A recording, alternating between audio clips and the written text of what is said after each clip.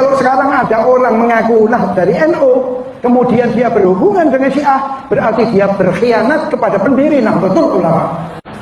Kalau ada orang mengaku Sunni, tapi dia membela Syiah, maka dia lebih jelek dari orang Syiah.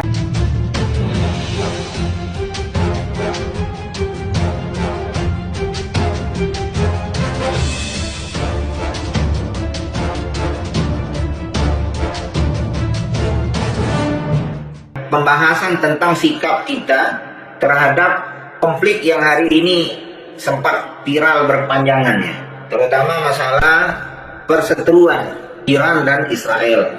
Subuh kemarin saya sudah sampaikan bahwa sikap terbaik orang yang beriman itu adalah menahan diri dan menahan lisannya, menahan jari jemarinya untuk berkomentar secara serampangan, untuk beraksi seolah-olah dialah yang paling tahu urusan negara orang. Sehingga dengan ringannya, dengan mudahnya, lidah dan jari jemarinya men-share, mengetik tuduhan-tuduhan yang sebenarnya yang dituduhkan itu kepada saudara sesama muslim. Menuduh Saudi itu dengan sebutan Yahudi Arabia, karena mereka dianggap antek Israel, antek Amerika, penjilat, na'udzubillah. Karena dianggap tidak memihak kepada Iran. Ini yang kita ngeri. Ini berat saudaraku, berat nanti. Saya hanya ingatkan, menuduh sebuah negara muslim, menuduh sebuah negara yang di negara itu Rasul kita yang mulia dilahirkan, menuduh sebuah negara yang menjadi kiblat seluruh umat Islam sedunia, menuduh Yahudi sebuah negara yang di sana ditegakkan sunnah dan tauhid, menuduh sebuah negara yang di sanalah Allah sebutkan dengan kata Al-Mukarramah, menuduh sebuah negara yang Rasulullah 14 abad yang lalu sudah bersabda bahwa negara ini adalah negeri yang nanti tidak dimasuki oleh Dajjal laknatullah alaih. Menuduh sebuah negara yang Rasulullah sebutkan 14 abad yang lalu bahwa di akhir zaman nanti iman itu akan kembali kepada Makkah dan Madinah, kama ta'rudul hayyatu ila juhriha, seperti berputarnya ular di dalam sarang.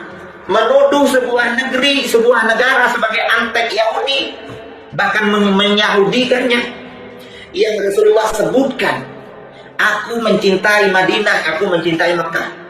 Orang yang membenci Madinah dan penduduknya akan lebur, akan hancur seperti hancurnya garam di dalam air. Ini Rasulullah yang bersabda, saudaraku, bukan saya.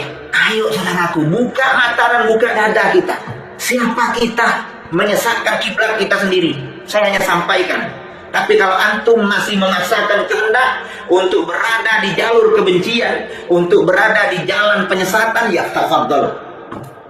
Saya tidak paksakan juga. Kewajiban saya hanya menyampaikan. Dan ini banyak di media-media sosial tersebar, saudara. Dasar tuduhan ini hanya berdasarkan potongan-potongan video, kadang diedit, dipotong AI segala macam. Yang itu semua dilahirkan oleh orang yang mempunyai hati hasad terhadap dua negeri ini. Karena benteng pertahanan muslim umat Islam hari ini cuma dua, saudara, Mekah dan Madinah. Lainnya tumbang semua. Irak selesai, Suriah selesai, Libya di bawah pemimpin Muammar Gaddafi selesai, Yaman yang hari ini masih bergejolak di bawah tangan penjajahan pemberontak Houthi. Jadi ayo kita berpikir secara jernih. Pantaskah kita mengyahudikan negeri yang di sana dilahirkan orang yang sangat kita cintai? Ajarkah kita menyesatkan negeri yang didoakan oleh Nabi Ibrahim? Allahumma ja'al hadza baladan aminan warzuq ahlahu minat thamarati man amana minhum billahi wal yawmil akhir. Ya Allah, jadikanlah negeri ini negeri yang aman. Satu-satu negeri yang Allah sebutkan dalam Al-Quran, di antaranya itu Mekah dan Madinah. Yang hari ini setiap kita mau sholat pasti menghadap ke kiblatnya, ke Ka'bah. Tapi lisan kita bertolak belakang dengan apa yang Allah dan Rasul ini. Saya akan ungkap apakah tuduhan itu benar atau tidak. Karena banyak yang mengomentari live saya subuh kemarin terkait konflik Iran dan Israel ini. Lantas saya ungkap bagaimana mengerikannya akidah dan ajaran Syiah. Saya dituntut untuk mengemukakan kembali, faktu burhanakum in kuntum shadiqin. Tunjukkan buktinya, Ustaz. Kalau memang apa yang Ustaz sampaikan itu benar. Pagi ini dengan waktu yang sangat terbatas saya akan bacakan kitab Haqa'iqun wa Wasa'iqun min Dinir Rafidhah. Kitab ini saya beli 10 tahun yang lalu sebenarnya. Ya. Di dalam kitab ini semuanya diungkap siapa itu Rafidhah yang sebenarnya. Haqa'iq wa Wasa'iq, bukti otentik tentang agama Rafidhah. Kita buka pertama. Kita tidak baca semua ya, karena memang waktu terbatas. Kita dengan Syiah Rafidhah itu berbeda saudaraku. Perbedaannya bukan dalam masalah furu'iyah, bukan dalam masalah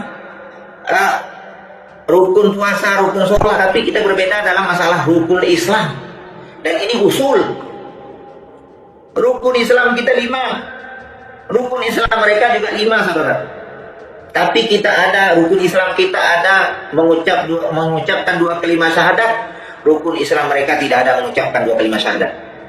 Ini untuk antum ketahui bagi yang tahu, supaya kita tidak mudah berkomentar tanpa ilmu. Akhirnya kita tergulung kepada ruwaibidah yang Rasul sebutkan sebagaimana dalam hadis yang sudah saya bacakan di awal pertemuan tadi. Coba perhatikan. Amma indal Rafidhati, adapun di sisi Syiah Rafidhah, fal arkanul khamsah kalati. Rukun Islam yang 5 itu di sisi mereka, rukun Islam mereka yang 5 itu seperti berikut. Pertama as-shalah. Yang pertama adalah sholat. Kita kan syahadat, dia sholat. Yang kedua apa? Zakat. Membayar zakat. Yang ketiga as-saum, puasa. Yang keempat al-hajj, haji. Yang kelima al-wilayah. Ada nggak syahadat saudara? Nggak ada. 5 ya 5, tapi kita pakai mengucapkan 2 kalimat syahadat, mereka tidak ada. Mereka ganti dengan posisinya dengan wilayah. Apa wilayah? Kewajiban bagi para umat, bagi pengikutnya untuk mematuhi, menerima, mempercayai otoritas keimanan dan kepemimpinan yang diturunkan dari Nabi kepada para imam mereka. Itulah al-wilayah secara umum. Jadi kalau sudah rukun Islamnya berbeda, silakan simpulkan sendiri saudara.